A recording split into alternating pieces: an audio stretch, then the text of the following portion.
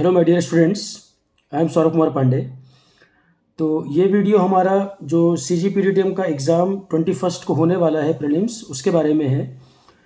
काफ़ी बच्चों के मैसेजेस आ रहे हैं, कई बच्चों ने मेल भी भेजे हैं कि सर एग्ज़ाम को लेकर जो एडमिट कार्ड वगैरह रिलीज़ हुआ है, सिटी इंटीमेशन पहले तो जो उन्होंने बताया था 12-13 तारीख में आएगा, वो 15 को आया, वो डिले हुआ है।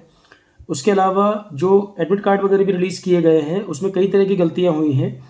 जैसे एग्जाम्पल के तौर पे कुछ बच्चों ने सेंटर प्रेफरेंस बिलासपुर छत्तीसगढ़ भरा था, उनको बिलासपुर हिमाचल के लिए जारी किया एडमिट कार्ड कि एग्ज़ाम देने हिमाचल जाएं, वो छत्तीसगढ़ से हिमाचल वो ट्रैवल करें। मतलब इनको ये नहीं पता कि बिलासपुर छत्तीसगढ़ में भी है हिमाचल के अलावा। कई बच्चे कह रहे हैं कि सर पिता और माँ के नाम में गलतियाँ कर रखी हैं, कई जगह नाम चेंज कर रखा है, मतलब मम्मी पापा का जो नाम है वो गलत कर रखा है, कई जगह स्पेलिंग मिस्टेक्स वगैरह हैं।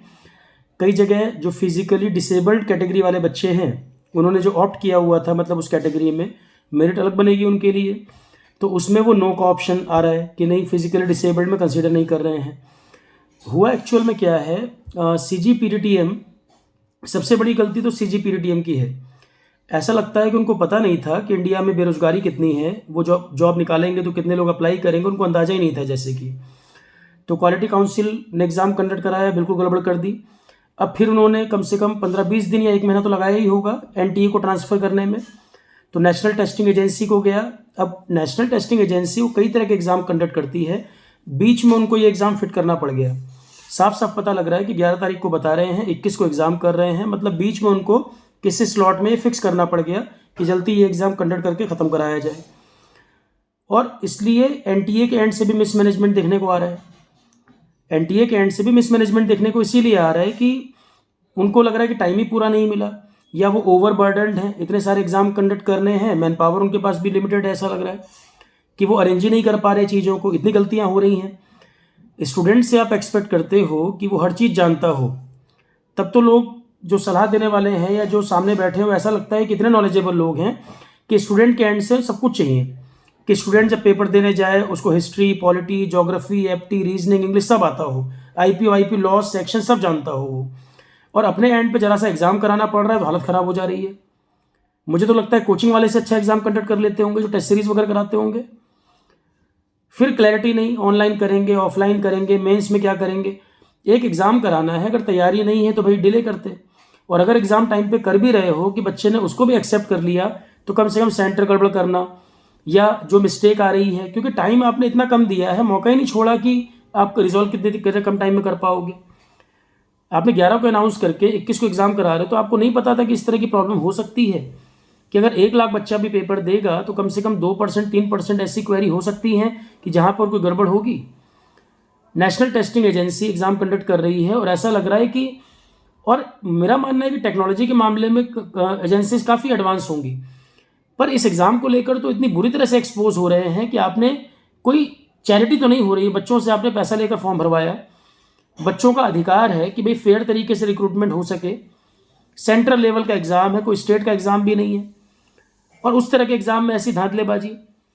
मिनिस्टर कह रहे हैं कि अभी हम इसको और एडवांस करेंगे और रिक्रूटमेंट कराएंगे, ये कराएंगे, पर इस तरह से कराएंगे क्या कि फेयर चांस ही ना मिल पाए बच्चों को।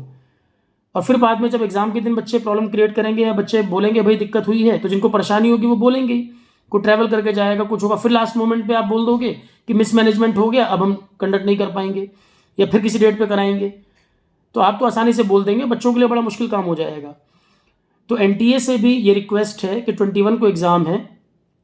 एक ठीक चीज़ ये है, पॉजिटिव चीज़ ये है कि बच्चे जो मेल डाल रहे हैं, कॉल कर रहे हैं, काफ़ी लोगों को उस पर रिप्लाई मिले हैं, काफ़ी लोगों को जवाब मिले हैं। और फिर मैं एक चीज़ कहूँगा, स्टूडेंट जिनके एंड पर प्रॉब्लम आई है वो मेल जरूर करेंगे, जो भी उनका प्रॉब्लम है वो मेल जरूर करें, क्योंकि मेल एक ऑथेंटिक रिकॉर्ड माना जाता है। फिर भी कल को जब बहुत सारे बच्चों को दिक्कत आएगी, मामला कोर्ट में जाएगा, तो मेल वगैरह आपका प्रॉपर डॉक्यूमेंट होना चाहिए, भाई हमने हर तरह से इन्फॉर्म किया।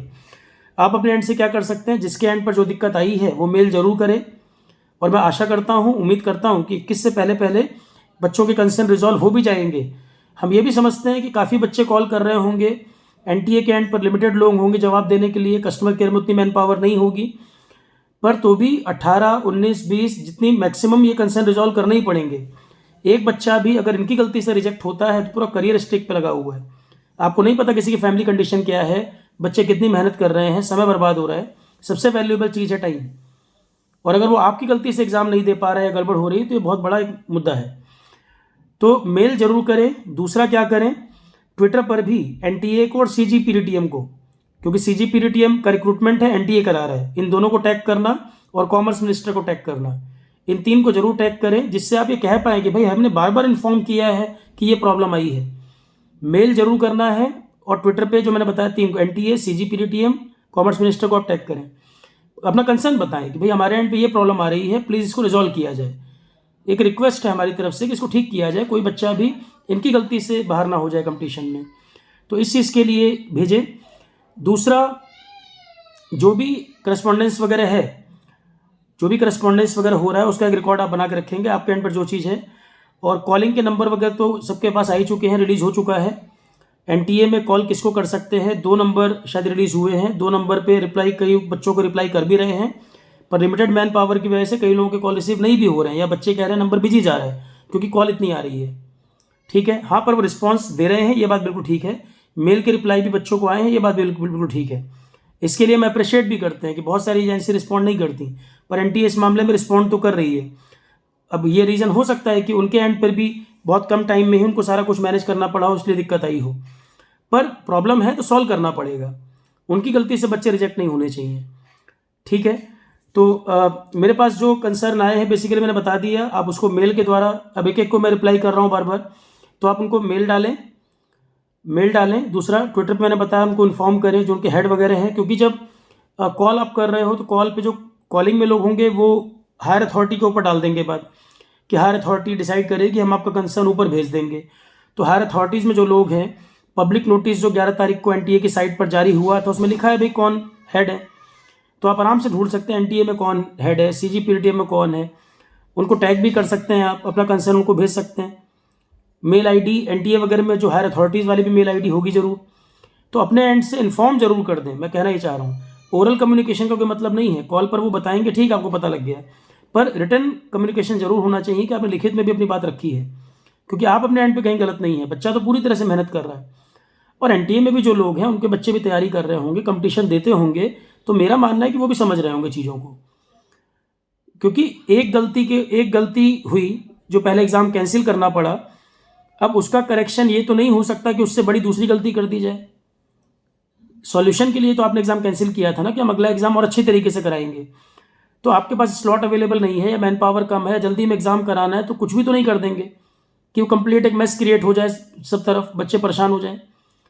और आप ये समझें, ऑलरेडी कई बच्चे दिक्कत में है, किसी को छुट्टी नहीं मिल पाएगी, कोई बहुत दूर ट्रैवल नहीं कर पाएगा, फ्लाइट का किराया इतना ज़्यादा हो चुका है, ट्रेन में टिकट नहीं मिलेंगे, तो ये चीज़ें भी कंसिडर करनी तो चाहिए थी। एटलीस्ट आप एग्ज़ाम कराइए, बच्चा पूरी तरह रेडी है, अब अच्छी तरह पता है कि भाई काफ़ी स्टूडेंट है जो बहुत अच्छी तरह तैयारी है उनकी, पर वो इस नाते कि फ्लाइट का किराया 30,000 का पहुंच गया है, ट्रेन का टिकट नहीं मिलेगा, एग्जाम सेंटर ना पहुंच पाए, ये तो एक्सेप्टेबल चीज़ नहीं है। आप उस बात को ये भी समझें कि भाई आपके बच्चे भी तैयारी कर रहे होंगे, आप भी अगर कंपटीशन देकर ही ऊपर पहुंचे होंगे, तो अपने आप को रख कर सोचें। किसी की सिचुएशन को हम तब तक सही इवैल्यूएट नहीं कर सकते जब तक खुद को उसकी जगह रख कर नहीं सोचें। तो कम से कम इतना तो एक कॉमन सेंस लगाना ही चाहिए, या दूसरे की परेशानी को समझना चाहिए। ठीक है स्टूडेंट्स, तो यही कर सकते हैं। जिनको जो प्रॉब्लम आ रही है अपना कंसर्न रखकर मेल जरूर करिएगा, प्लस मैंने दूसरा जो बताया रिटर्न कम्युनिकेशन होना चाहिए। Okay students, all the best.